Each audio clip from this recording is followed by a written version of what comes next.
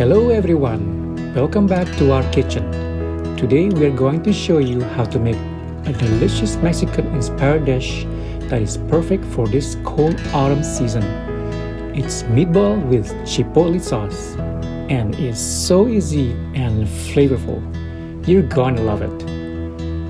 The chipotle sauce is made with crushed tomato, chipotle peppers in adobo sauce, and other ingredients that give it a smoky, spicy flavor. You can adjust the amount of chipotle peppers depending on how spicy you like it.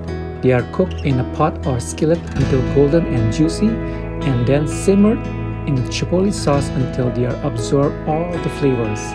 You can serve this dish with tortillas or just plain rice, and a side of guacamole and sour cream. It's comforting and cozy meal that will warm you up from the inside. We hope you enjoy this recipe as much as we do. So let's get started.